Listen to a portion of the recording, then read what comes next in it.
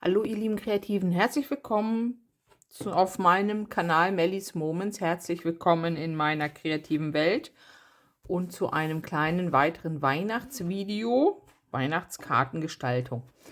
Ja, es ist ein paar Tage her, dass ich hier an meinem Tisch gesessen habe und ich möchte heute einfach mal ja, ein bisschen Kleinigkeiten nur malen. Ich habe mir hier mal das heißgepresste Aquarellpapier genommen von Bao Hang. Es ist unten in meiner Videobeschreibung verlinkt. Genauso wie der Kasten hier, den ich heute mal nutze. Das sind die Rubens-Farben, Paul Rubens.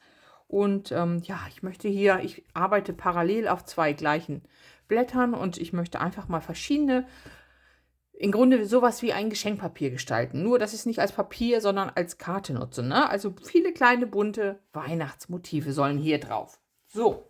Und als erstes habe ich mir gedacht, okay, warum nicht mal den Silikonstempel nutzen? Sternchen malen ist ja immer nicht so toll, aber ich nutze jetzt mal den Silikonstempel. Ich habe hier noch meinen Teller mit Farben und ich mache mir jetzt einfach mal hier das Rot, was hier drauf ist, ein bisschen flüssig noch, indem ich es ansprühe. Und gucke mal, ob ich es noch ein bisschen intensiver mache hier mit einem Rot. Die Farben habe ich hier alle schon angefeuchtet. Ihr seht das vielleicht. Die Pigmente lösen sich sehr schön. Und ich habe hier wieder die Pinsel vom Fumui. Ich bin da immer noch begeistert von. Ich weiß nicht, wie es euch damit ging bisher. Und ja, ich nehme jetzt einfach meinen Silikonstempel und tutsche ihn hier so ein bisschen in die rote Farbe hinein. So, dass auf dem Rand und dem Stern durchaus ein bisschen rot ist. Und ich schaue mal, was hier passiert. Ah, sehr schön. Gefällt mir super gut. Und ich verteile jetzt einfach mal so ein paar Sterne hier auf dem Papier.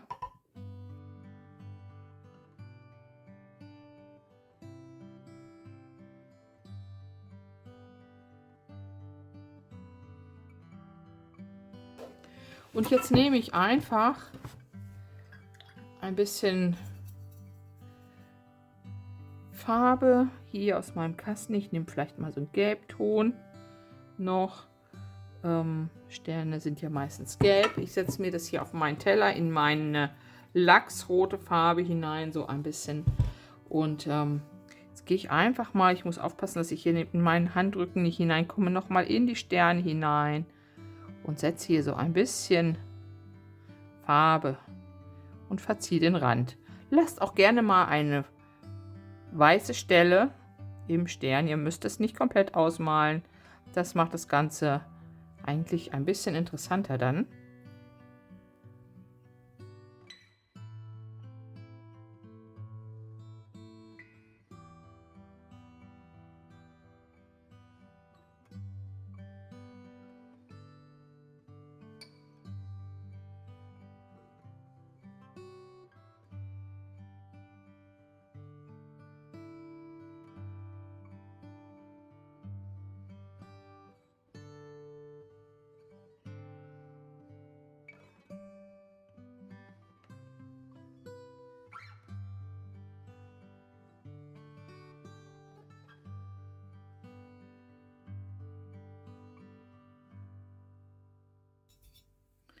So, jetzt habe ich hier auf meinem Teller immer noch, ich bin ja immer noch dabei, die Farben mal wegzuarbeiten, die ich hier habe.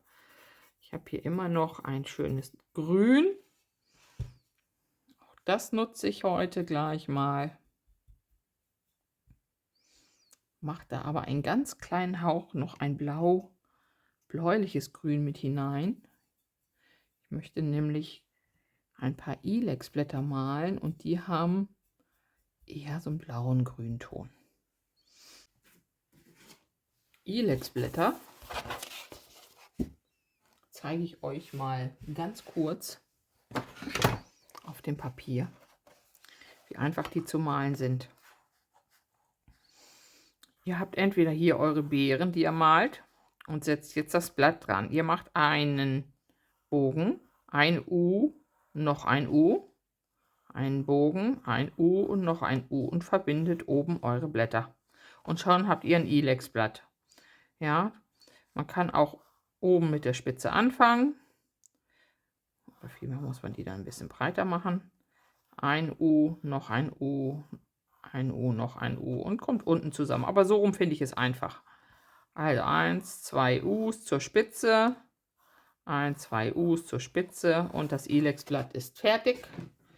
Und das Ganze mache ich jetzt hier auch einfach mal. So, hier ist trocken. Auf den Stern kann ich gerne drauf gehen. Ich mache es mal andersrum. Also, die Spitze, U. Habe ich jetzt falsch gedacht? Okay. Das kann man, wenn man über den Kopf arbeitet, ne? Und nochmal. So ist es richtig. Oh Mann, oh Mann, oh Mann. Okay. Okay.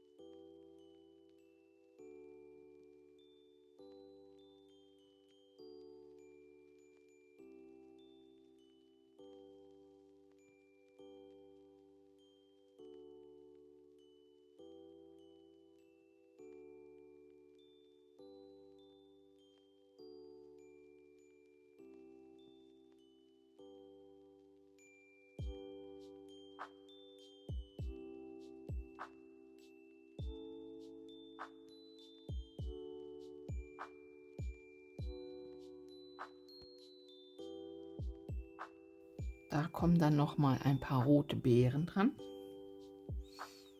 Dann nehmen wir mal dieses Rot. Nicht dieses. Schönes, richtig schönes Beerenrot. Okay.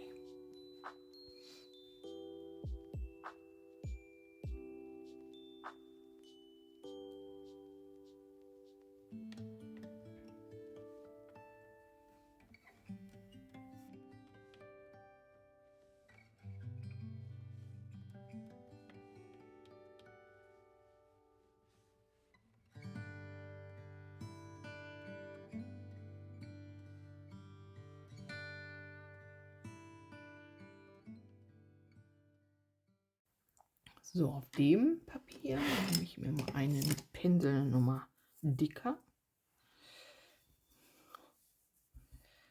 Dem Papier werde ich jetzt kleine Tannenbäume setzen. Dazu mache ich mir mit dem Braunton hier einfach mal einen Mittelstreifen und gehe dann mit meinem Grün. Es gibt unterschiedliche Arten, Tannenbäume zu malen. Ich mache es jetzt einfach mal, indem ich einfach von oben nach unten, dafür ist der Pinsel schon fast ein bisschen groß, diese Bögen dran male.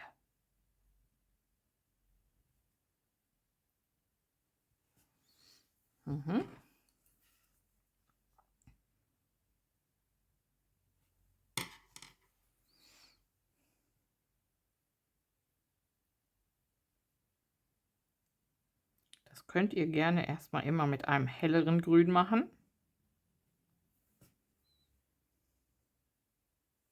Und später dann durchaus nochmal ein dunkleres Tannengrün dazwischen setzen.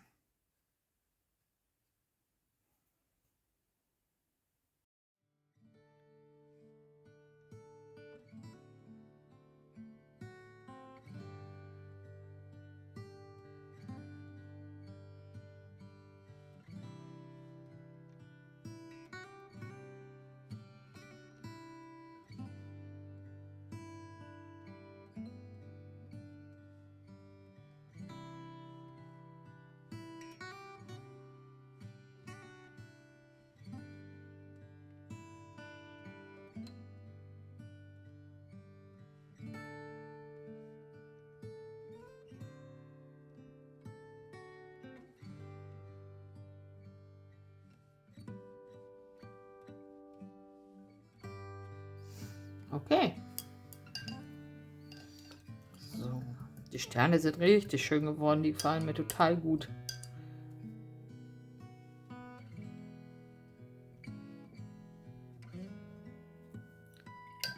Tannenzweig hinein. Ups, ein bisschen viel Wasser im Pinsel.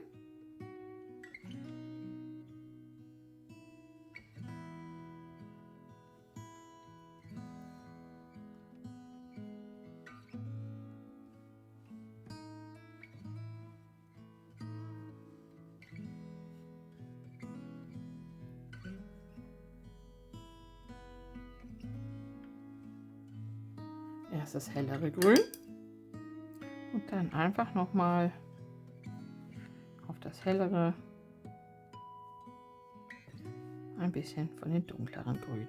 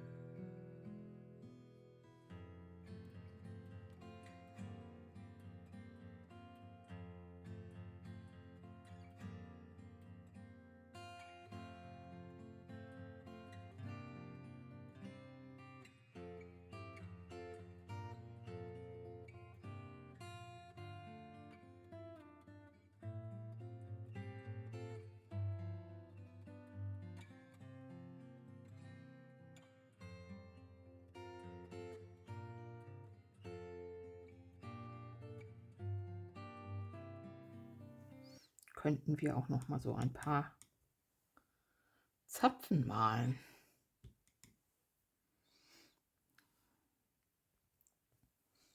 Zapfen malen ist nicht so schwer.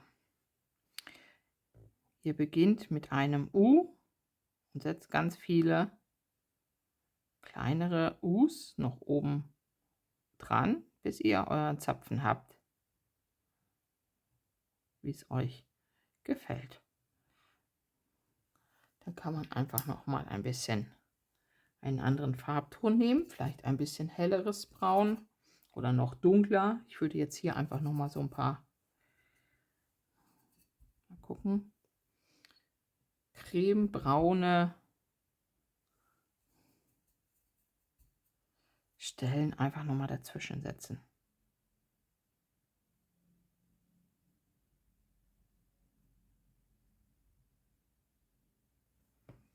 Und habe ich meinen Zapfen fertig. Jetzt fangen wir es andersrum an. Ich mache erst den hellen Zapfen. Ich muss aufpassen. Ups. Eine spitze U's, kleine U's drunter setzen. Ich nehme jetzt erst den helleren Farbton. Unten können sie ein bisschen dicker werden, die U's.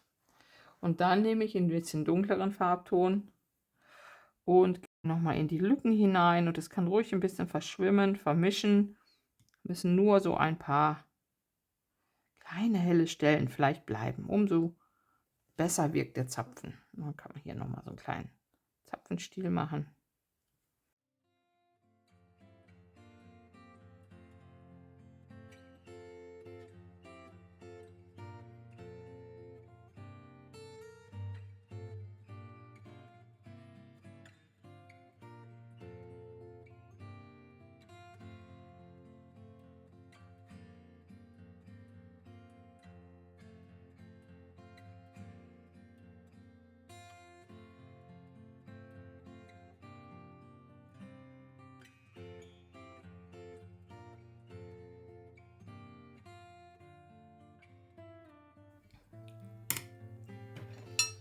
So, hier unten hier noch mal so ein paar Päckchen zwischenpacken. Das ist doch auch noch mal eine nette Idee. Welchen Farbton nehmen wir denn da? Sollen wir in den Farben bleiben?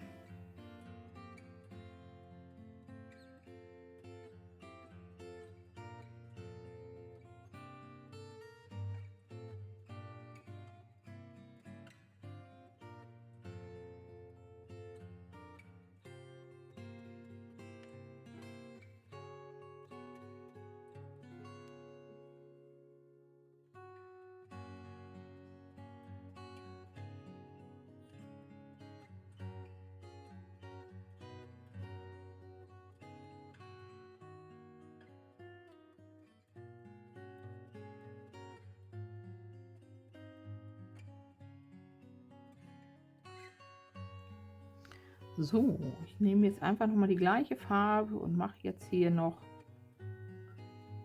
ein paar Muster auf die Päckchen.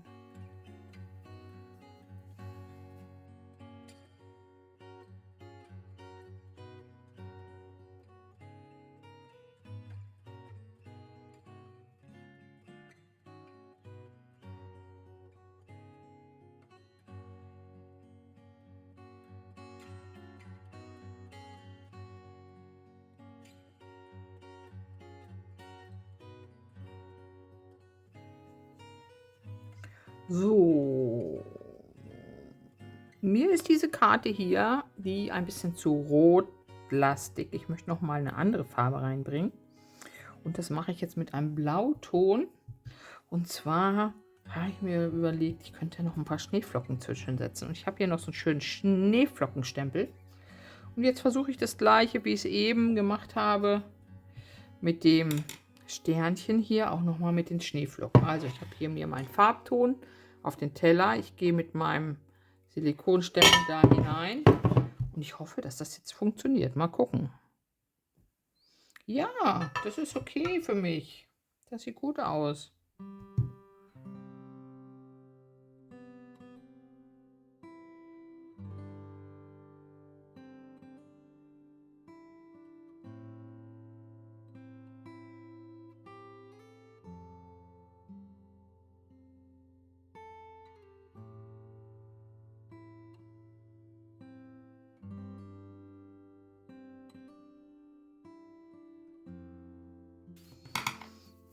Okay. Dann schnappe ich mir noch mal einen Feinliner, glaube ich.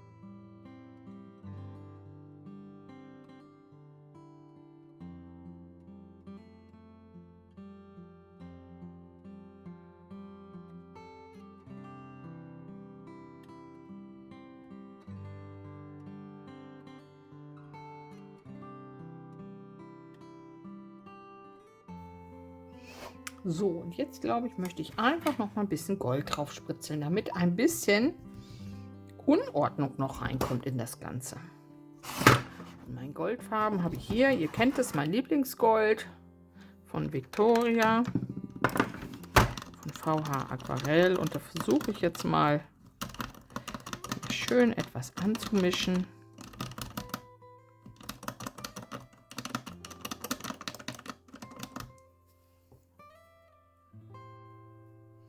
Und das bringt jetzt noch mal so den kleinen weihnachtlichen Glamour in das Ganze hinein.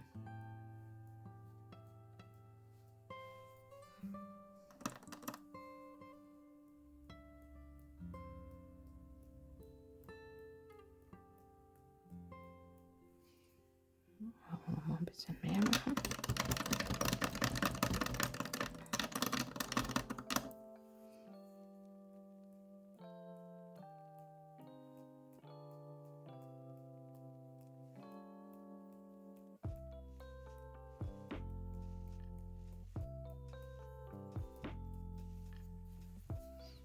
Okay, wieder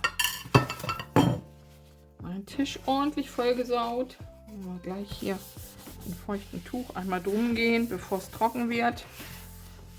Entschuldigung, aber ja. Genau. Und kann man noch vielleicht ein paar kleine Kreuzchen setzen, ein paar kleine Sternchen hier oder da. Wäre schade um die Farbe im Pinsel.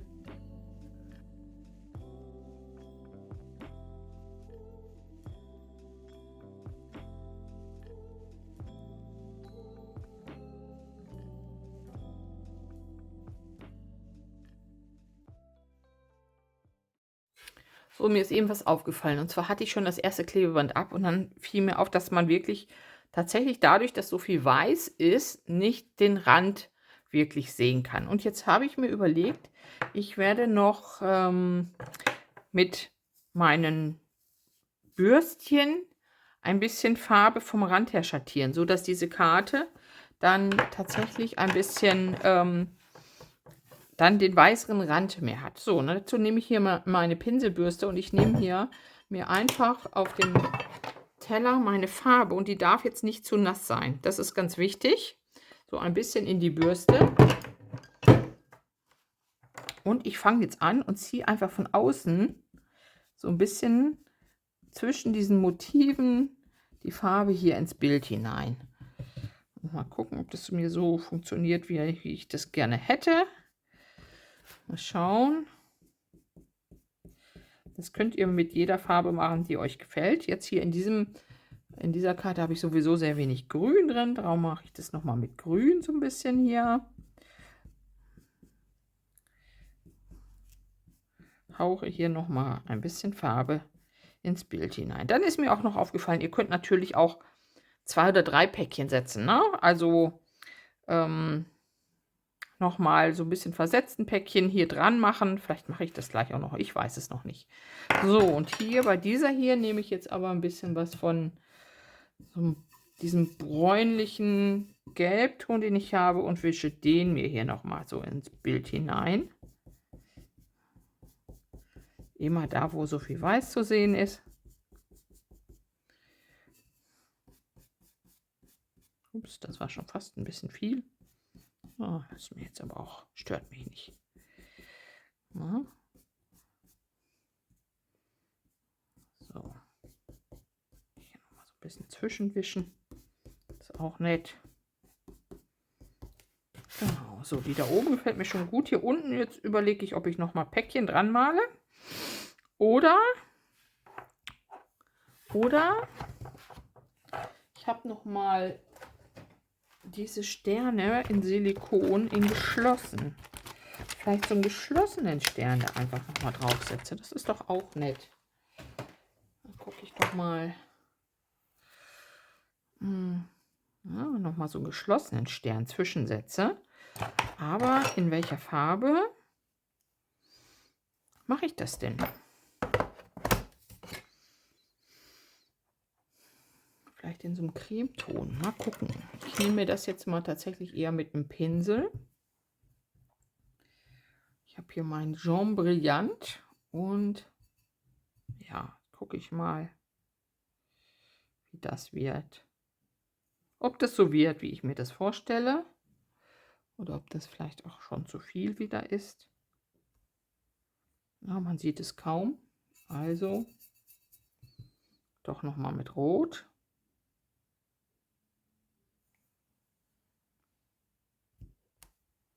Ja.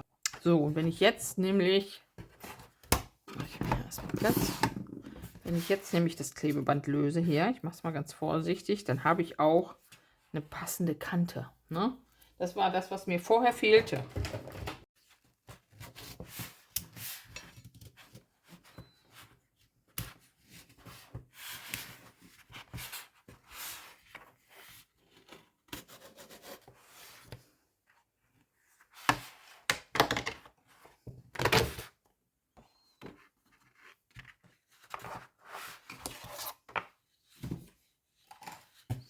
Dann nehme ich mir mein Papierschneidegerät. Nochmal der Hinweis, alle Dinge, die ich benutze, findet ihr unten in der Infobox verlinkt. Und cutte mir das hier auf die Hälfte.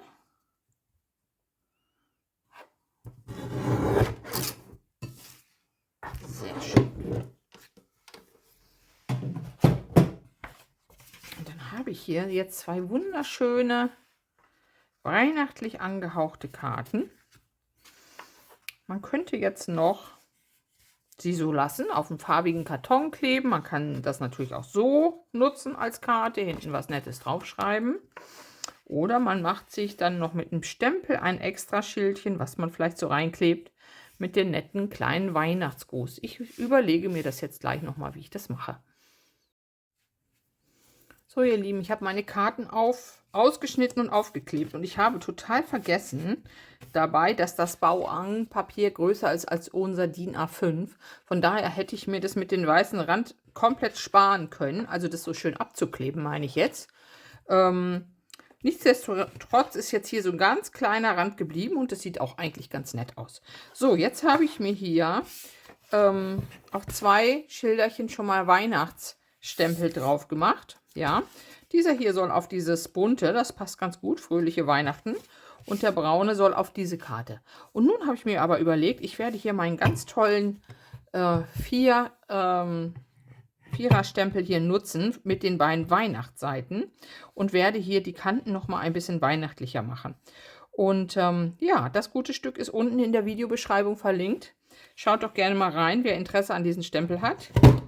Und das Schöne ist jetzt, na, man kriegt jetzt hier so wunderbar, die Frage ist, mache ich es überall oder mache ich es nur an 2 Ecken? Ich mache es mal nur an den, erstmal an den gegenüberliegenden Ecken.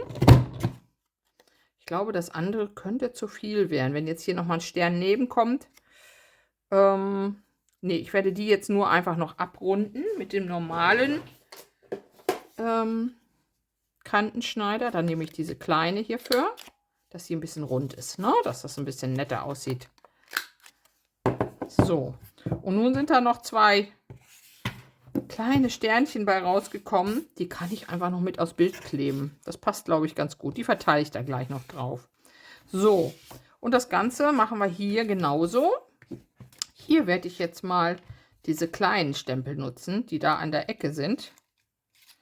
Mal gucken, ich will nicht zu viel. Ich weiß noch nicht, was jetzt rauskommt. Ich schaue mal. Passt noch. Sehr schön. Fröhliche Weihnachten. Das mache ich, glaube ich, auf der gegenüberliegenden Seite auch noch. Oder mache ich es doch noch runder? Ich weiß nicht, wenn ich jetzt das nochmal mache, was passiert? Dann mache ich den einen Stern vielleicht kaputt. Oder auch nicht. Okay, wenn ich den da jetzt so reinmache, dann landet der Stern da. Es könnte funktionieren. Ich bin jetzt mal mutig. Ich gucke mal, was dabei rauskommt. Ja, das ist okay. Das ist okay für mich. Super. Der eine ist jetzt ein bisschen sterniger, aber das ist nicht schlimm. So. Und dann klebe ich das Ding jetzt hier so drauf. Und diese kleinen Sterne, die kann ich da noch mit verteilen.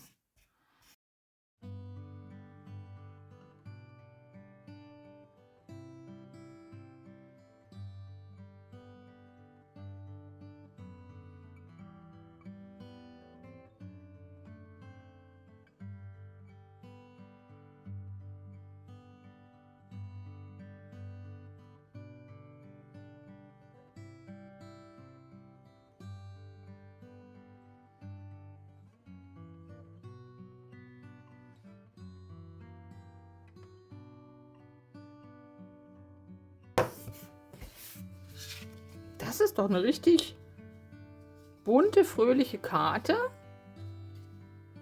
Fröhliche Weihnachten, das passt dazu. Da bin ich schon mal ganz zufrieden mit.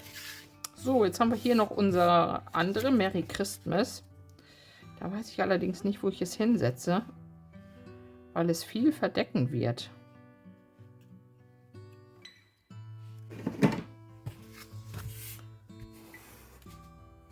Wisst ihr was? Ich lasse das Ding einfach weg. Ich nütze das als Geschenkanhänger für irgendwas anderes. Wäre jetzt nett gewesen, aber nein. Nein. Es soll nicht sein. Es soll nicht sein. Ich habe es nicht im Gefühl, dass dieses Ding da drauf gehört. Es passt zwar von der Farbe gut, aber es deckt mir zu viel von dem Bild ab. Und dann lasse ich es lieber so. Ja, hier war es jetzt egal. Fröhliche Weihnachten. Das ist eine schöne bunte Karte. Ja, ihr Lieben. Vielen Dank fürs Zuschauen. Wenn es euch gefallen hat, lasst mir gerne einen Daumen da, abonniert meinen Kanal, schaut unten in die Videobeschreibung, da ist alles verlinkt, auch hier diese tollen Stanzen und so. Und dann wünsche ich euch ganz viel Spaß bei euren weihnachtlichen Karten. Macht's gut, eure Melanie.